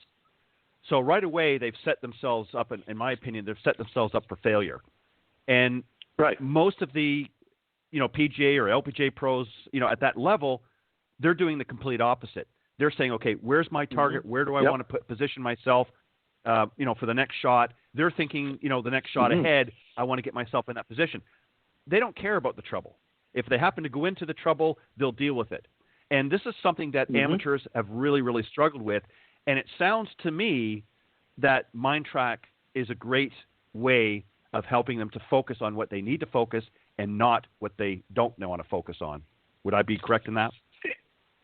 Bang on. That's exactly. So I'm just going to go back to what I just said. So let's take that amateur that, if you've got, say you've got water left and OB right, and you're standing on, you're going to hit your, and I say this in my videos at our website at mindtrakgolf.com, is that your buddy's hitting, you're going to hit in about 30 seconds, but you're looking at the OB, or you see your buddy who he goes OB, and you step up there and you're projecting forward what may or may not happen, that you may hit it out of bounds or hit it in the water. That's projecting forward. You're not in the present when you're doing that. You're projecting to the result of that shot. That stimulates anxiety, and it increases your chances to make a horrible execution. And that whole thing, that's what, you're right, Ted, that's what getting ahead of yourself is, what may or may not happen. And it's the same thing. And if you happen to be playing well and get it on, you're playing really well relative to par, and then you project forward. Well, if I par in, then I may shoot my best score. That's projecting forward. I call that thought shearing. So you're changing, like wind shear on an airplane.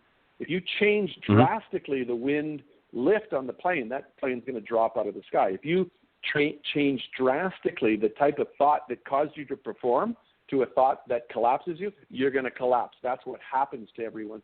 And if you don't have a specific protocol in each situation that you can rely on and go to, you're going to just repeat these mistakes over and over and again, and we call this golf insanity. Well, and this is why, and you know this to be true, what I'm about to say, this is why handicaps have not come down in many decades. Right. They've pretty much stagnated. Right. And despite all of the technology that's out there and teaching tools that have been made available to make us swing a lot better and make us look a little prettier out there on the practice tee and out in the golf course, we're still not shooting lower scores. So it can't be the equipment because they've lengthened that to death to the point now there's discussions about ratcheting that back. We've got the latest and greatest technology out there and simulators out there to get us grooving our great swings. So why aren't we scoring better out there in the golf course? And the only explanation is we're playing the wrong song in the head. And that's the way I look at it. You're right. I think, absolutely. And I've been, and that's what MindTrak is, we believe that the market, the product market fit is perfect. We believe that there's this massive gap. I went through my whole career trying to improve my psychological side, and it made a difference. And I think it's a common problem out there, even for the best players in the world. You're talking to, look at what Rory McIlroy's talking about earlier this season. He's talking about that, how he's had this discovery where he his score doesn't define who he is. Those are all discoveries that most all professionals have to go through. And with Rory's expectation, his own, and what his sponsors put upon him and his whole team, he's got the world on his shoulders. And if he doesn't perform, so he's got to get his head straight. And this is the problem that Jordan Spieth is running into now. Jordan's a very fine player, obviously, and he's a very responsible person, and he's a very good person. But if you don't get your thoughts in the proper perspective, you're going to run into a real tough battle. And this goes for golf. This goes for life. It goes for everything off the golf course as well. True success in everything, Ted, is you achieve it once you learn to detach from the results. Well, I've said for as far back as I can remember, Dick, that golf mimics life and vice versa in so many ways, unlike any other game or sport out there. And you're out there on your own, and you're rising to the challenge and facing whatever mountains or obstacles that may be in your way, and it's entirely up to you. There's nobody else there but you. And if you're not got your mental game prepared, not just while you're out there, but even before you get out there, if you're not in the right mindset getting on the golf course, again, you're sort of falling behind. And I really like what you've done with this app, and I'm excited for you as the founder and what you guys are looking at doing. And I know that it's currently available in an iOS version, for iPhone and iPads and that. Is it also available for Android? It is available for Android as well? No, it's not. So right now it's free. You can download it for free on the App Store. You can go to our website at mindtrakgolf.com and connect to the App Store. So we're basically beta testing it in the market. We've had a lot of success with it in our first month and a half already. So what we're going to do is we're going to, and also too, the first 500 people that download it and play 10 rounds will become founding members of MindTrak Golf, and they will always have it for free. So over the wintertime, we're going to figure out whether this is going to be a monthly subscription business model, or if we're going to just do a data play. And then we got to build an Android product, and then we got to get it our API, which is our golf course data connections all over the globe, because right now it's just in Canada and United States and Australia. Right. Then we got to put it into all the languages and open up those markets and grow this thing. So we're going to find out whether this thing's going to be into, always be a free product next season, but we'll definitely have an Android product next year in addition to our iOS product. That's fantastic. Well, just on a side note, when I had my earlier guest on, John, who's a good friend of mine, and he's involved with my magazine earlier this year, I purchased Golf Tips magazine, who I'm sure you might be familiar with. It's been around for a long time. Yes. And the reason why I mention that is my last issue for this season includes our holiday gift guide, and one of the products that is going to be featured in the gift guide is your MindTrak mobile app. So I just wanted to share that with you. That's going to be. Thank you. Yeah, that's going to be. Yeah, you're welcome. That's going to be coming out here a little bit later. It'll be hitting newsstands, I believe, around the end of this month. So it'll give folks a chance to kind of get a sneak peek and learn a little bit of information, and then also they can head back to your website to get a little bit further detail. But that is going to be listed in our gift guide, if you will, for Golf Tips magazine for our issue coming up in about a month's time. So I just want to share that with you, and thought I would give you the heads up. Wonderful. I'm very excited about that. Appreciate that. And let's stay in touch. And we'll anytime you want to chat, we'll be happy to give you updates on where MindTrak is as a company. And we think that these companies that are, and we're going to be talking to all the equipment companies as well, because one of the things that I'm a strong believer in, the most important piece of equipment in golf is not, you won't find it in your golf bag. It's your mind. Yep, I couldn't agree more. That's the most important club in the bag, as it were, and I couldn't agree more. And I think as more people get exposed to MindTrak and understand what's really behind it and how it's going to benefit them, I think they're going to start to see, literally, they're going to see their game improve. And I'm not just saying that because I know there's a lot of products that claim that, but the truth of the matter is many of the products that we see out on the market, whether it be digital products or whether it be physical products, really focus on the other parts of the game, which certainly need help too. But that's not really the most important part, because you can have the prettiest swing and the best swing out on tour, but if you're not mentally sharp and you're not focused on what you need to be, then you're not going to be racking up the wins. So, Dick, I want to thank you for joining me, and I want to give you just a quick another moment or two, if you want to let the folks know where they can go to get more information about MindTrak. And is it available now for download? Yes.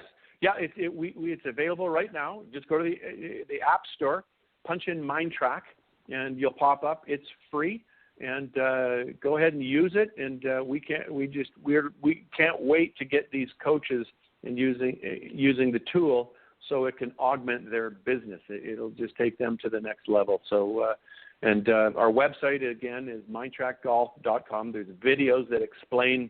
There's 4 splash videos. One that explains what MindTrak is, how to use the app. It talks about key performance markers and how they work, and also how we do our shots lost and shot gained events, and how you punch them into the app on each hole. Perfect. Well, again, Dick, I want to thank you very much for joining me this evening on Golf Talk Live. It's been a pleasure for a couple of reasons. I've been a big fan of yours for many, many years as you played out on the tours. And also being Canadian doesn't hurt either. So thank you for that. And you're welcome back anytime, and much continued success, and I will continue to do my part to plug MindTrak Golf along the way as well. But you're welcome to come back on the show anytime you want. Thanks, Ted. Really nice speaking with you, and look forward to it next time we chat. All right. You have a great evening, and we'll talk real soon. Thank you. Bye-bye. Bye-bye. All right, my very special guest, Richard Zokol, professional golfer and also the founder and developer of MindTrak Golf. And if you go to mindtrakgolf.com, you can get more information there. And currently it's available in an iOS version, which, of course, is for iPad or iPhone, any of the Apple products. You can go to the Apple Store or iTunes, and you can download it there. You can just type in MindTrak, and it'll come up there, and you can download. Currently, it is free, and it definitely sounds like it's going to be a great app for the mental side of the game, and I'm very, very excited for Richard. So make sure you check that out. I think it's for a great cause, and I think it's also going to help a lot of golfers out there. Once again, I also want to thank John Decker for joining me on the Coach's Corner panel a little bit earlier this evening. Thanks, John, for all that you do. I appreciate it very much, and keep doing the great work out there helping all of your students, and also keep submitting those great articles into Golf Tips Magazine. Don't forget, if you want to subscribe to Golf Tips, go to golftipsmag.com. And just to give you the heads up, we made a little bit of a change. Currently, or prior to its current form, we only had either a print version or a print and digital version. Well, now you can get the digital-only version of Golf Tips Magazine. So you can get now the print version, you get a print and digital version, or just the digital version. It's available in 1-year or 2-year subscriptions. You can check it out there if you go to golftipsmag.com and hit subscribe, and you can subscribe for it, and you will see there on the form that the digital version, is now available in both 1-year and 2-year subscriptions. So for those of you that like the digital version only and didn't want to purchase both the hard copy of the magazine and the digital version, you can now get a digital version only. It's available now. So on that note, once again, thanks to John Decker, and thanks to my very special guest, Richard Zokol, founder and developer of MindTrak Golf, for joining me this evening here on Golf Talk Live. I will see you next week with another Coach's Corner panel and another great guest. Hope you'll join me.